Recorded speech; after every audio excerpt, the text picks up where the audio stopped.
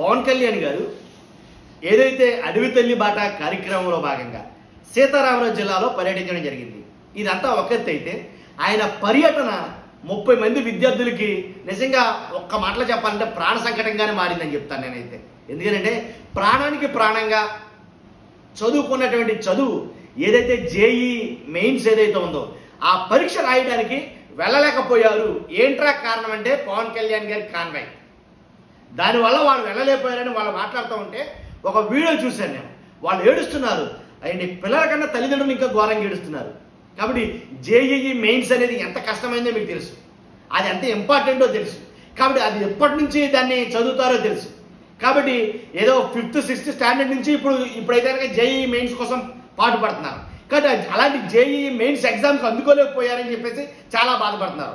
ఎలా అంటే సుమారు 30 మంది విద్యార్థులు సరైన సమయానికి కేంద్రానికి చేరుకోలేకపోయారని, పరీక్షా కేంద్రానికి చేరుకోలేకపోవడం వల్ల ఉదయం 8:30 పరీక్ష ప్రారంభం కాగా 2 నిమిషాలు ఆలస్యంగా, జస్ట్ 2 నిమిషాలు, ఆ 2 నిమిషాలు ఆలస్యం కాగా 8:32కి వీరంతా పరీక్ష కేంద్రానికి చేరుకున్నారు.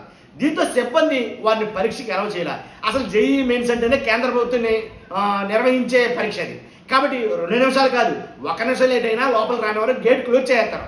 కాబట్టి అలాంటి పరీక్షకి వీళ్ళు 2 నిమిషాలు లేట్ అవ్వడం వల్ల ఏంటంటే కనుక పవన్ కళ్యాణ్ గారి క్యాన్వై ఎదురు ఉంది, మీరు వెళ్ళడానికి కుదరదు అని పోలీసులు ఆపేశారు అని వాళ్ళు మాట్లాడుతున్న మాటలో వాళ్ళ ఏడుపులు అవి వింటే కనుక చాలా బాధ అనిపించింది నిజంగా.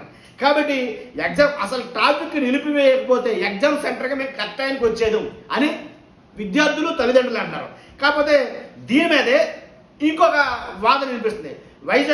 విశాఖపట్నం పోలీసులు ఒక నోట్ అయితే కనుక ఎక్స్లో పోస్ట్ చేశారు. అదేంటో చదువుతా చూడండి.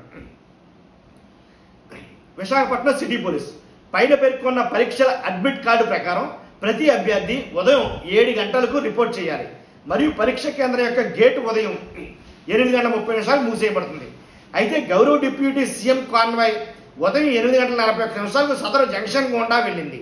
కాబట్టి ఉదయం 8:41 ఆ ప్రాంతం గుండా గౌరవనీయ డిప్యూటీ సీఎం కదలికకు ఉదయం 7 గంటలకు రిపోర్ట్ చేయాల్సిన విద్యార్థులు ఆలస్యంగా రావడానికి ఎలాంటి సంబంధం లేదని స్పష్టం చేస్తున్నారు పోలీసులు. వాళ్ళు రావడానికి డిప్యూటీ సీఎం గారి క్యాన్వాయ్కి సంబంధం లేదు, వాళ్ళు ముందే ఆలస్యంగా వచ్చారు అని పోలీసులు చెప్తున్నారు.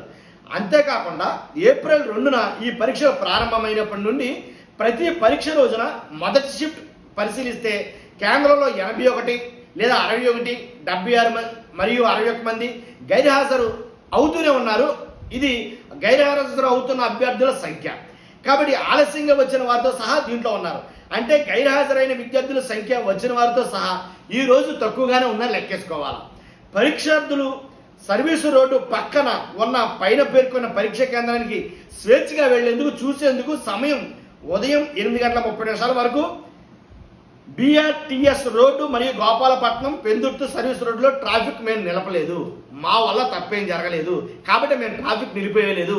కాబట్టి పవన్ కళ్యాణ్ గారి క్యాన్వా ఏదైతే ఉందో అది వాళ్ళకి ఇబ్బంది కాదని కొంచెం లాజిక్గా పోలీసులు మరి ఆ విధానం అనేది తెలియదు వాళ్ళు చెప్పడం జరిగింది. వాళ్ళైతే కనుక కాకపోతే విద్యార్థులు ఏమన్నారో లేదు, మేము జీవితకాలం పడ్డ కష్టమంతా నాశనం అయిపోయింది, ఓన్లీ సీఎం గారి ఉప ముఖ్యమంత్రి పవన్ కళ్యాణ్ గారి క్యాన్వై వల్లే, లేకపోతే మేము సజావుగా వెళ్ళిపోదాం కదా అని అన్నారు. ఒకవేళ నిజంగా వాళ్ళు అక్కడికి వెళ్ళుంటే కనుక, ఒకవేళ పవన్ కళ్యాణ్ గారి క్యాన్వై అక్కడ ఉంది, ఈ విద్యార్థులు 30 మంది ఇక్కడ ఉన్నారో ఆ 30 మంది విద్యార్థులు పోలీసులు చెప్పుండొచ్చుగా, అయ్యా మేము ఇలా జేఈఈ మెయిన్స్కి ఎగ్జామ్ రాయడానికి వెళ్తున్నామంటే అంతకన్నా పెద్ద పరీక్ష లేదు ఇండియాలో నన్ను అడిగితే కనుక. కాబట్టి అలాంటి పరీక్ష రాష్ట్రానికి వెళ్తున్న విద్యార్థులు 30 మంది వాళ్ళ పేరెంట్స్ ఇంక్లూడింగ్. కాబట్టి వీళ్ళందరూ వెళ్ళి పోలీసులు చెప్పుండాలిగా, ఏమని అయ్యా మేము ఇలా వెళ్తున్నామని పోలీసులు చెప్పుంటే వాళ్ళు దారిద్రేమో కదా అని కొంతమంది వాదన. కానీ కొంతమంది ఏం మాట్లాడతారో నా ముఖం పోలీసులు చెప్పినా సరే ఎవరు వినరో. ఆ టైంలో ఏదైతే ఉప ముఖ్యమంత్రి వెళ్తున్నారో ఆ దారిలో పరీక్షలు కాదు కదా, జేఈఈ మెయిన్స్ కాదు కదా, ప్రిలిమ్స్కి రాస్తున్నా సరే సివిల్స్కి రాసే వాళ్ళైనా సరే ఆగిపోవాల్సిందే. కాబట్టి ఎట్టి పరిస్థితుల్లో పోలీసులు అలాంటి మాటలు వినరో, పెడచవని పెడతారని కొంతమంది వాదన ఆడతారు. అలా ఎందుకంటారు? నా అభిప్రాయం అయితే కనుక వెళ్ళిన 30 మంది విద్యార్థులు వాస్తవంగా వెళ్ళి పోలీసులు చెప్పుంటే కనుక పరిస్థితి వేరేగా ఉండేమో. పోలీసులకు తెలిస్తే ఆ పోలీసులు ఖచ్చితంగా ముఖ్యమంత్రి దృష్టికి తీసుకెళ్తారేమో, ఉప ముఖ్యమంత్రి దృష్టికి, అప్పుడు వాళ్ళకి దారి ఇచ్చినేమో. ఎందుకంటే కొన్ని సందర్భాల్లో ముఖ్యమంత్రి అయినా సరే ఉప ముఖ్యమంత్రి అయినా సరే అంబులెన్స్ వెళ్తూ ఉంటారు, అది ఎంత ఇంపార్టెంట్ అయినా సరే అంబులెన్స్ వెళ్ళినప్పుడు పక్కాగా వాళ్ళు ఏం చేస్తారంటే అంబులెన్స్ దారిస్తారు. ఆ అంబులెన్స్ ఏదైతే వెళ్ళిందో దాన్ని దారిచ్చారో అంబులెన్స్ కన్నా ఇంపార్టెంటే కాబట్టి, దాంతో సమానమైందే కాబట్టి పరీక్ష అంటే. కాబట్టి వీళ్ళకి కూడా నాకు తెలిసి దారిద్దురేమో అనేది నా పర్సనల్ ఒపీనియన్. కానీ వీళ్ళు చెప్పలేకపోయారేమో, వీళ్ళు చెప్పలేదేమో అనేది నా అభిప్రాయం. చెప్పుంటే వేరేలా ఉండినేమో అని అనిపిస్తుంది. కాబట్టి ఏదేమైతే పవన్ కళ్యాణ్ గారు దీని మీద ఒక నోట్ అయితే కనుక పోస్ట్ చేయడం జరిగింది ఖచ్చితంగా. కాబట్టి ఏంటంటే అది డిప్యూటీ సీఎంగా ఆయన హోదాలో ఒకటి ఏంటంటే విద్యార్థులు పరీక్ష అందుకోలేకపోయిన పరిస్థితిపై విచారణ చేయాలి. పెందుర్తి ప్రాంతంలో జేఈఈ పరీక్షకు కొందరు విద్యార్థులు అందుకోలేకపోవడాన్ని ఉప ముఖ్యమంత్రి కాన్వాయ్ కారణమని వచ్చిన వార్తా కథనాలను పరిగణలోకి తీసుకుని వాస్తవ కారణాలను అన్వేషించి విచారణ చేపట్టాలని ఉప ముఖ్యమంత్రి పవన్ కళ్యాణ్ గారు ఆదేశించారు. కాన్వాయ్ కోసం ఎంతసేపు ట్రాఫిక్ ని ఆపారు? కాన్వాయ్ కోసం ఆ ప్రాంతంలో ఎంతసేపు ట్రాఫిక్ ని ఆపారు? ఏంటి పరీక్షా కేంద్రం దగ్గరికి విద్యార్థులు చేరుకోవాల్సిన మార్గాల్లో ఆ సమయంలో ఉన్న ట్రాఫిక్ పరిస్థితి ఏంటి? సర్వీస్ రోడ్లో ఉన్న ట్రాఫిక్ ఏమైనా నియంత్రించారా అనేది పోలీసులు స్పష్టం చేయాలని పవన్ కళ్యాణ్ గారు తన పర్యటనలో ప్రజలకు ఎలాంటి ఇబ్బందులు లేకుండా చూడాలని స్పష్టంగా చెప్తారుగా. మళ్ళీ అలాంటప్పుడు ఆ విద్యార్థులు వాస్తవంగా ఆలస్యంగా వచ్చారా, లేకపోతే ఆలస్యంగా వచ్చిన విద్యార్థులు ఈ పవన్ కళ్యాణ్ గారి కాన్వాయ్ని సాకుగా చూపుతున్నారా? లేదు పవన్ కళ్యాణ్ గారి కాన్వాయే ఆ విద్యార్థుల భవిష్యత్తును నాశనం చేసిందా? తెలియాల్సింది.